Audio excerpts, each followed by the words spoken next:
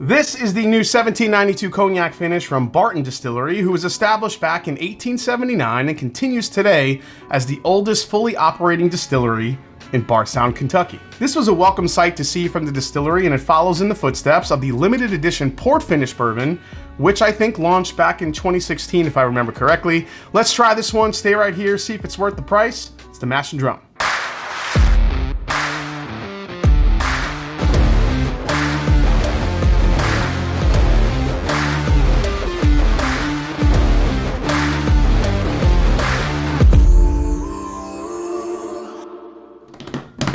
What's up, folks? I'm Jason C from the Mash and Drum, and welcome back to the show. Like the video, subscribe to the channel, and a big thanks to everyone for watching. Glad you could be here today.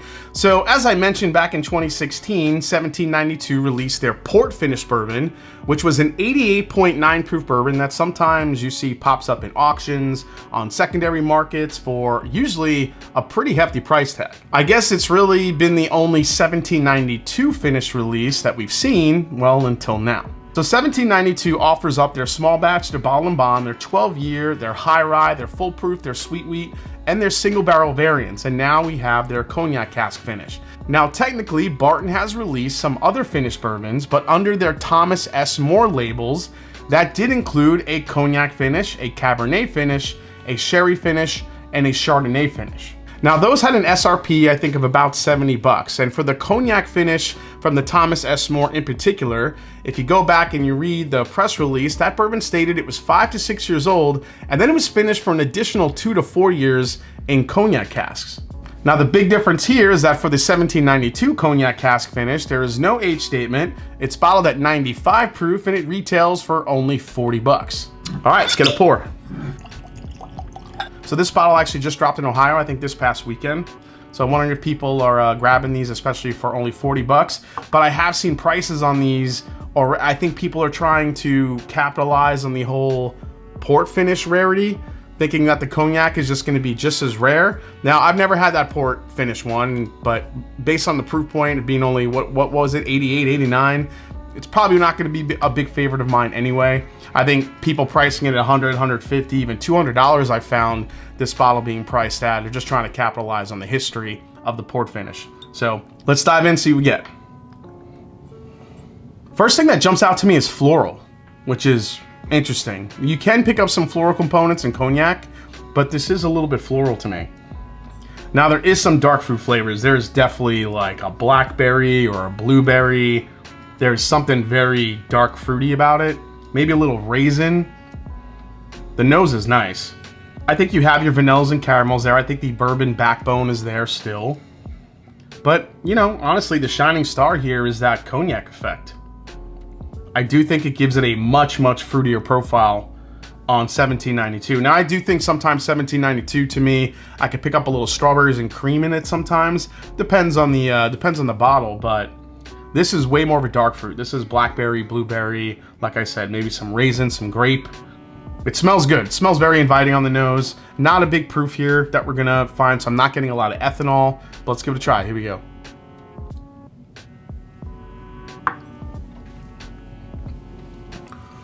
Dude, that's straight up blueberries to me.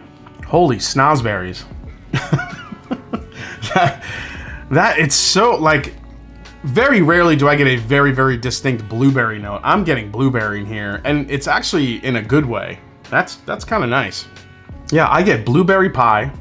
None of that floral component is coming through on the palate. I was getting it on the nose. I'm not really picking it up here on the palate. I am getting, man, it's like straight up blueberry pie to me on the palate.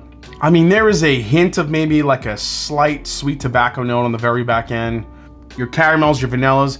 You know, 18% rye in this mash bill, so there is a little bit of a spice that's developing on the back end, a little bit of a black pepper. But again, even at 95 proof, this isn't really, it's not gonna overpower you. I don't think that's really what it was meant to do. Dude, that thing is so crushable. I know it's only 95 proof, but that is just blueberry pie in a glass to me. That's crazy. It almost does its best because it's simple. There's not a ton going on, but the attributes it does have are actually really delicious. I think it's got a good amount of spice, even at only 95 proof on the finish. It's got a little hint of tobacco, but that blueberry pie note that is right up front on the front of the palate, it's so dense and delicious to me and so crushable. I think it's just kind of delicious. There's nothing really wrong with it. Is it complex? No. Will this even make like my top 10 by the end of the year? I don't think so, based on the proof point and just what I like personally. But if you're just looking for like a berry bomb of a bourbon, especially for summertime right now, this thing is crushable. All right, last sip here. Yeah, solid release from 1792. Super sweet, berry forward, affordable, 40 bucks if you get it for retail. I mean, it kind of reminds me of like a good Eagle Rare pick, but with a little bit more spice to it. You know, Eagle Rare, sometimes you get a lot of grapiness, and you can get, you know, a lot of cherry depending on if it's a single barrel or even a standard release, depending on how lucky you get. But this is a nice little bourbon, especially for the money. All right, let me think about this one and let's do a final breakdown. All right, final breakdown, the new 1792 Cognac Cask finish release from Barton Distillery. Price for this one at SRP, $40. Now, resale market value, and I mentioned earlier in the review that people are trying to capitalize on this bottle with the pricing because of the popularity of the port finish back in 2016. Don't fall into the whole, you know, I have to have this because the port finish one was rare. I actually think it's kind of shitty that people are pricing it as such because they think somehow it correlates with that release when this is a completely different release. So don't fall for the hype with that one. Which brings me to availability that is most likely going to be limited. So that means people are going to try to, again, capitalize on that price. But value at $40, I think it's a great value. I think it's got a great flavor. I think it's got a nice little proof point. Again, it's not anything that's overpowering, but I do think it's a good value for what you get in the bottle. Just a nice little solid, sweet, fruit-forward bourbon. Now, the most I'd pay here, this is where you need to kind of figure out where you want to go with this, because I think if you don't know the history and you don't know what you're tasting and you don't know what's in this bottle, people may think that it's going to be super limited like the port finish was. There's probably going to be a lot more bottles for this now, given the market is completely different than it was in 2016. So these are probably going to be more available, especially, I don't really know what the vibe is with 1792 these days, and a finished 1792 for that matter.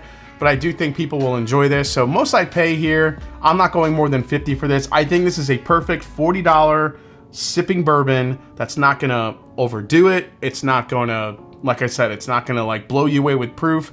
But for what it is, it's just kind of delicious. Alternatives for this one, honestly, I would just go with Eagle Rare. Eagle Rare, I think, is a great alternative because of how fruit forward this can be. And honestly, I would just stick with that because cognac finishes can be weird sometimes. Some people love them, some people, you know, hate them. So your instinct is to just go get another Cognac Cask finish whiskey, or find somebody, you know, find an NDP or find a craft distiller that's doing something with cognac.